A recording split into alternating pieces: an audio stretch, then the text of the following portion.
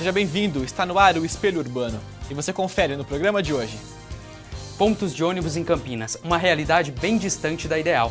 O uso descontrolado de medicamentos causa dependência química. Grupo Lume completa 25 anos de pesquisa entre os palcos e a teoria. E logo mais, no Espelho Urbano, um especial sobre bicicletas. A falta de infraestrutura nos pontos de ônibus de Campinas tem atrapalhado a rotina de muitos moradores. E para mostrar a realidade enfrentada pela população, a repórter Malu Barquilha foi às ruas da cidade. Pontos distantes sem cobertura ou sinalização. Um problema comum para quem depende de ônibus em Campinas. A principal reclamação é a falta de estrutura mesmo e a falta de segurança, né? Porque a gente, depois do horário que fecha, depois de meio-dia que o pessoal vai embora, fica deserto e o pessoal tem sido muito problema. No caso de Joel, as queixas começaram em setembro, quando o ponto que ele utilizava foi desativado. Aí eles prometeram que ia ter os terminais também, com a arquitetura pronta, tudo certinho, né? Mas não tem, tem 2 pontos que em 500 metros. Só que, na verdade, tem 1.700 metros. Sem alternativa, a solução é esperar pelo transporte, sem nenhuma cobertura. Em Campinas, existem 5.602 pontos de ônibus. Apenas 1.732 deles possuem cobertura e cerca de 1.300 não têm nem sinalização com placas. Realidade bem diferente da considerada ideal. O mínimo, eu acredito que é realmente uma cobertura, que pode ser... Hoje está se usando muito a estrutura metálica, né, em substituição ao concreto, mas em alguns lugares pode ser até de concreto. Mas uma cobertura, eu diria que a fachada traseira deveria ser protegida com vidro para dar um pouco de proteção contra a chuva e alguns bancos para dar um mínimo de conforto para a pessoa sentar. Mas não é difícil encontrar os maus exemplos. Quem passa por aqui não sabe, mas este era um ponto de ônibus. Ele mudou há poucos dias e o novo local também não tem nenhum tipo de sinalização. E, infelizmente, esse tipo de caso é muito comum aqui em Campinas. Eu acho que falta uma cobertura, né? O ponto mudou de lá para cá faz pouco tempo. Eles deviam ter melhorado mais, né? Já que vai mudar para cá, já deveria ter feito uma cobertura para abrigar de sol, chuva, né? Cobertura, sinalização, que nem aqui mesmo, mudaram o ponto de ônibus e não tem informação nenhuma que foi mudado, não. É a falta de placa, de sinalização, você saber aonde que você está indo, né? Porque a gente desce ali, mas para voltar ninguém sabe. Existem muitos pontos que não tem nenhuma cobertura, nenhuma proteção e poderiam ter. Então, eu acho que é difícil você dizer, mas... Eu acho que há muitos locais, muitos pontos que podem ser melhorados, centenas deles. É só esperar a decisão do prefeito ou do secretário de transporte para a gente poder ver o que vai fazer. Senão, caso contrário, nós temos que pegar lá no Barão de Tavares mesmo. É a única alternativa por enquanto. Em nota, a assessoria de imprensa da MTU, empresa responsável por estes pontos que o Joel reclama na nossa reportagem, disse que já está em processo de licitação a implantação de mais 2 pontos na Avenida Lix da Cunha. O prazo para eles ficarem prontos é até setembro deste ano. Já com relação à manutenção e criação de novos pontos de ônibus, a INDEC informa que realiza reparos periódicos nos locais de paradas já existentes e pretende criar mais 200 abrigos ainda esse ano. Crimes e casos de maus-tratos contra os animais ocorrem com frequência na nossa região. Para combater e apurar denúncias sobre esses casos, uma delegacia especializada começa a funcionar em Campinas. É o que mostra a repórter Giovana Sanches. Campinas tem agora um setor específico para cuidar de crimes contra os animais. Em funcionamento desde março no 4º Distrito Policial, o objetivo é investigar e punir os responsáveis por estes tipos de crime.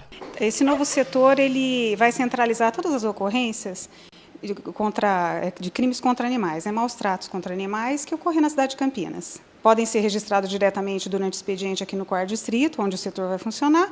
Também poderá ser registrada nos outros distritos de Campinas, inclusive durante os plantões. Ela explica ainda o que diz a lei sobre estes crimes. E em seu artigo 32 ela prevê multa e pena de detenção. Em Campinas, existem cerca de 150 mil cachorros. Deste total, 18 mil vivem em situação de total abandono nas ruas da cidade. A Associação dos Amigos dos Animais de Campinas trabalha com animais vítimas de abandono e maus tratos. Além de gatos e cachorros, eles também recebem outras espécies debilitadas, como pombo e até urubu. De acordo com a presidente da associação, o envolvimento da população com o problema é uma das soluções. Então cada um de nós tem que ajudar, porque simplesmente pegar o cachorro e transferir o problema para outro não é o correto. Nós temos o nosso lugar na sociedade. Existem várias ONGs aqui em Campinas, inclusive muitas ONGs nem têm abrigo. Ficam na casa das pessoas e todo sábado tem feirinha em vários lugares de Campinas. E o grande problema, né, a venda de animais de raça. Então as pessoas querem, caem por impulso, que bonitinho, compram. Aí o cachorro destrói, morde, faz um monte de bobagem quando ele é pequeno e aí largam na rua. Inconformada com a situação de abandono dos animais, esta especialista em letras resolveu colaborar e adotou 2 cachorros. A ideia da adoção ela aconteceu para nós. Surgiu com uma cachorra vira-lata que nós encontramos na rua e, comovida com a fome e com a magreza dela e o frio que ela estava passando, eu resolvi adotar. Os animais eles têm a capacidade de entender o seu dono de uma forma muito sutil.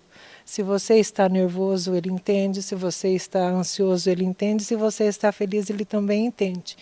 Então eu acredito que quem é capaz de ter um gesto de respeito em relação à natureza, em relação a qualquer tipo de vida, está ajudando o nosso planeta.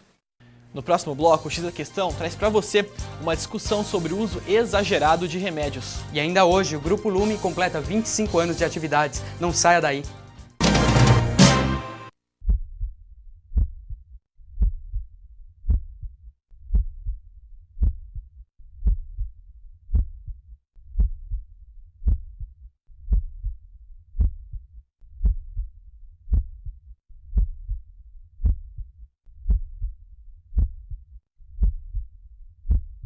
Você sabia que a cada bolsa de sangue doada, 4 vidas podem ser salvas?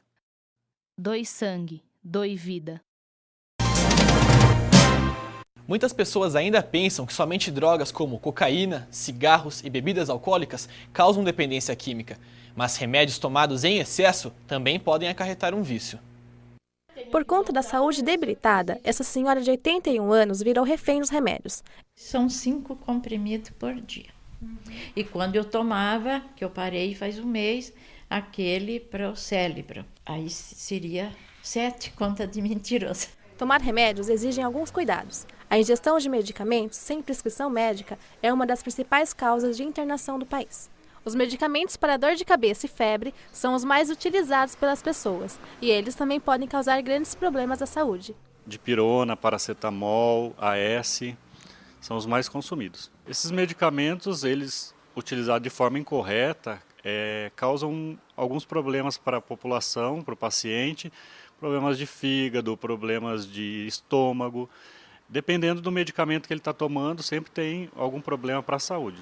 A forma mais fácil de aliviar a dor é tomando remédios, mas essa simples cápsula pode guardar perigos que você nem imagina. Há 2 anos, a Junta Internacional de Fiscalização de Entorpecentes já alertava. O abuso de medicamentos supera o consumo de drogas como heroína e cocaína. A morte do ator Heath Ledger, do cantor Michael Jackson e da atriz Brittany Murphy chamou a atenção para o uso descontrolado de remédios. Um relatório divulgado pela ONU mostra que nos Estados Unidos, que tem uma população superior a 300 milhões de habitantes, existe 6,2 milhões de pessoas viciadas em remédios. Na Alemanha, dos 82 milhões de habitantes, de 1,4 a 1,9 milhão são dependentes de medicamentos. Já no Brasil, dos 190 milhões de habitantes, 80 milhões têm o hábito de se automedicar. E os medicamentos de uso controlado também são muito procurados pela população. O risco, se for sem prescrição médica, sem a necessidade do medicamento para benefício à saúde, pode ser um medicamento que vicia em conjunto com algum outro tipo de droga, ou no caso o álcool. Aí é prejudicial à saúde e não tem efeito para que cure o que a pessoa precisa, e sim para utilidade como droga mesmo. A maioria dos remédios podem matar se usados de forma inadequada ou excessiva. Uma solução para reduzir os riscos da automedicação seria um rigor maior na venda dessas substâncias, que muitas vezes são vendidas livremente. Afinal, é preciso consumir tantos remédios? O X da Questão de hoje vai esclarecer alguns aspectos sobre esse assunto.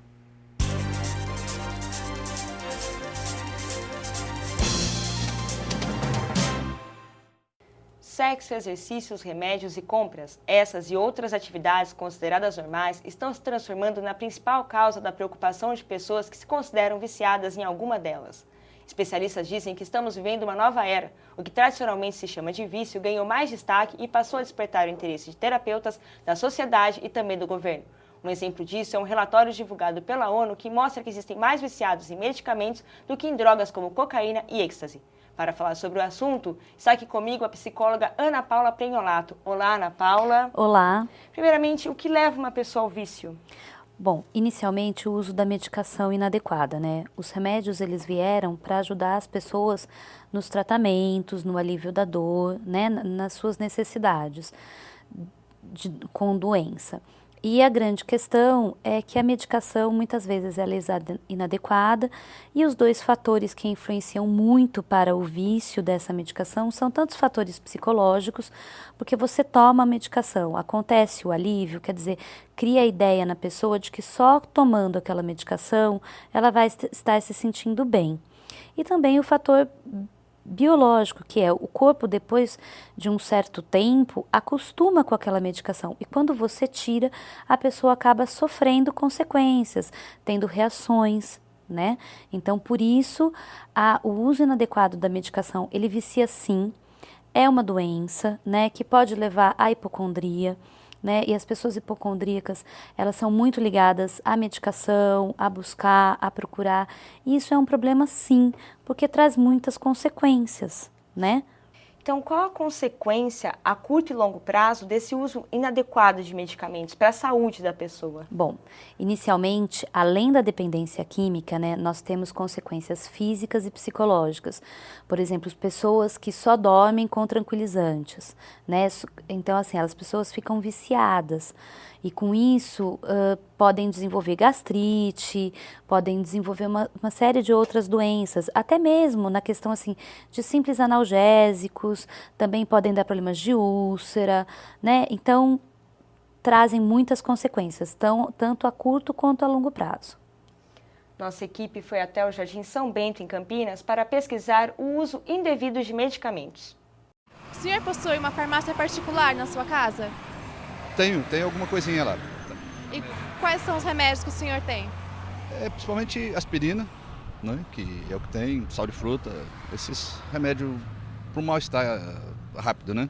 Tenho sim. Quais são os medicamentos que você tem na sua casa? Tem remédio para dor de cabeça, dor muscular, dor de estômago. Não tenho. Não tem remédio nenhum? Não tenho. Não, eu sou técnica em... Não, eu sou técnica em enfermagem, então posso ter, né, essas coisas em casa, né? Tem. Quais são?